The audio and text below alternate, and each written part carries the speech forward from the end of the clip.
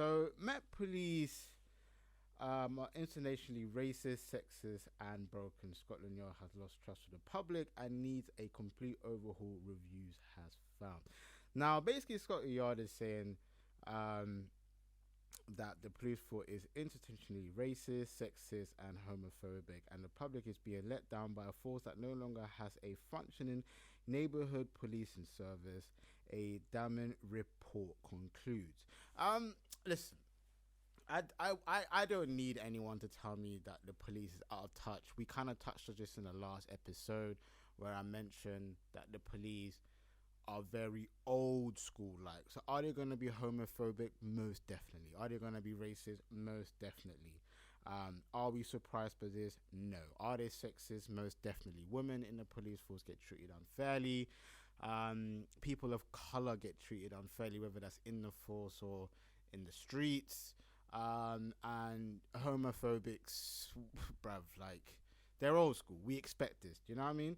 I'm gonna read this a little bit further. I think. She warns that policing by concerning. Actually, listen, I don't read it more. Listen, all I'm gonna say is this: the police force, like I said, they need a complete overhaul. I feel like we're in an interesting place where I'm trying to find out if the police force will be changing in years to come. Will there be a development of more understanding, specifically of cultures? Can you be a trans and not get discriminated against by the police force, which will be interesting to see? Can women work without being sexually profiled? It will be interesting to see exactly where the police force goes in the near future. I think generally making the change will make sense. I think it's something that needs to happen. I think it's sad that, particularly in my culture, in the black community, a lot of people won't call the police if they're in trouble. They'll rather deal with it themselves and most likely end up in jail.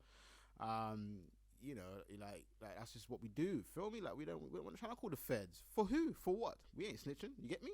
And it's not even that we ain't snitching because like it's street culture, which most likely the reason you're not snitching is because of the street culture. But even if you're not in the streets, you don't have the best of interactions with the police.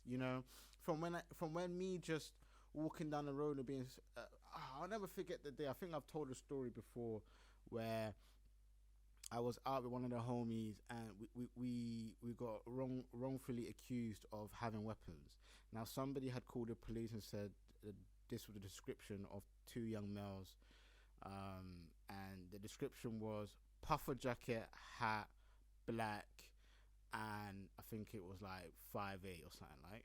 That was the estimate of our heights. Apparently I matched that. So because I was wearing a night puffer jacket, a black hat was probably like a Primark thing, and I was around 5'8", according to what they was told in terms of the description that was given, and in my brethren's description, we were arrested. Not only were we arrested, we was humiliated. We was arrested outside the shopping centre in front of 900 people. Everyone was watching us. Luckily, it wasn't social media era because the cameras would have been flinging around. They parked like 8 bully vans outside of the bloody entrance of their shopping centre. So as soon as we walked out, we was met with like 40 dons strip searching us, searching for weapons. They were just like, what are you lot talking about, my dog? One of the most interesting days of my life. And it's interesting because at the moment I'm kind of like in a kind of friendship situation with a broski that just got into the police force. And to be fair, I'll be interested to see how he moves, I'll be interested to see just what he brings to the table in terms of, because I just want to see change, right? And for me, it's, I don't need the police force to like me. I don't need the police force to understand me, When it comes to different cultures, sometimes you can't. You can do your research, but we don't expect you to know us. We don't expect you to need to like almost even understand us. We just want you to treat us the same. So like, all people are asking for in the streets is if you're gonna stop and search a black guy randomly, stop and search a white guy randomly. Not saying they ain't doing that, but like, listen, man, anyone that works in the field, you can bring out the statistics. We all know it's probably 80% of the time you stop a black man, and then it's like 10% of the time you probably stop a white man. Do you know what I'm saying? It ain't equal. It ain't the same. We're not keeping the same energy, and that's the only reason why I'm bringing it up. And I would even include Asians. The Asians and blacks, we get stuck a lot. You know what I'm saying? So, yeah, it's one of them ones where, yeah, to be honest, I don't know. But listen, the police are coming out saying they're going to make an overhaul. Interesting to see what they do. I was speaking to one of the guy that I was telling you about who did get into the police force. He said out of 100, there was one black don. That's the problem right there. That is the problem right there. One black don out of 100 dealers. 100 niggas, sorry. Take that as you want.